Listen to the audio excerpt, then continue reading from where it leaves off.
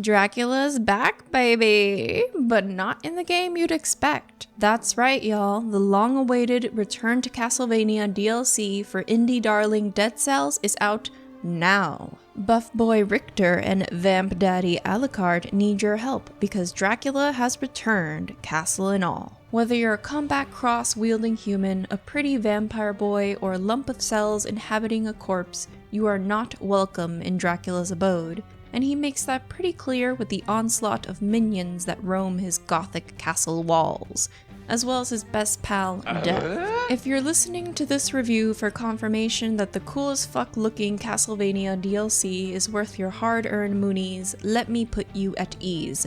Yes, get it. And if you'd like some more details, let me supply you.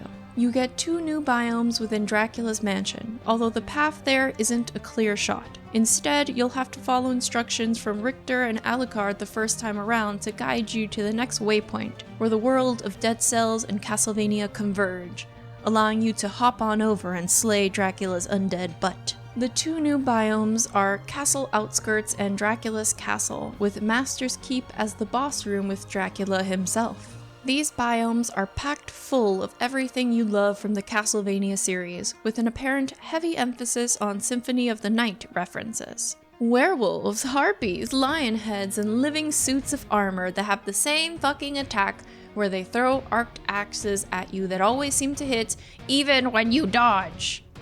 Sorry, I still have some lingering trauma from the NES Castlevania I played in my youth. Roam the halls of the castle, lit by candlelight and decorated top to bottom with your goth fantasy dreams of living paintings, tombs, meat stashed in the walls, and more references than you can handle. From fake save points to a ghostly couple dancing, your nostalgia senses will be tickled pink in delight, and the attention to detail and deep love the developers have for the Castlevania series is obvious and fantastic to see. Need more? Well, you'll get to wield your own combat cross, holy water, throwing axe, army of bats, and more.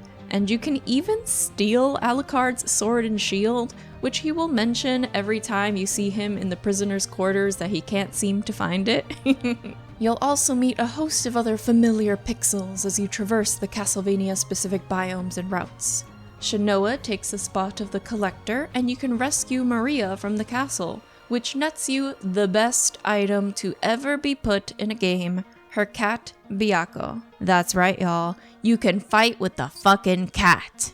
Byakko acts as a skill that is constantly active, similar to the other pet-like creatures that function as skills in Dead Cells base. He can stay on your shoulder and slash at bitches as you fight, or free roam and jump at anyone within your vicinity. Either way, it's amazing, and I don't care if other skills are stronger, I always pick the sweet kitty. Outside of Dracula, you also get a boss fight with Death as an exciting event that should catch you off guard.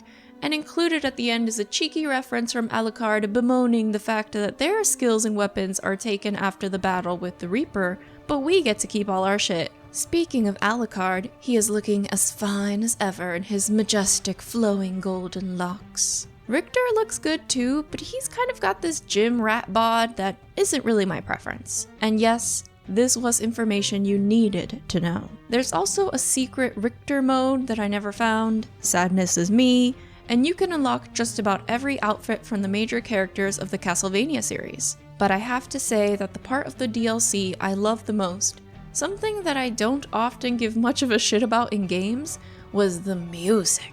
When I first entered the castle outskirts and heard the rendition of Vampire Killer, I instantly got chills. It was the fastest hit of dopamine I've experienced in my life. And every other track I've heard so far has been equal levels of stellar in their composition. This DLC boasts 51 tracks, including all of your favorite classics from the Castlevania series, and the production is bar none. What else do you want me to say?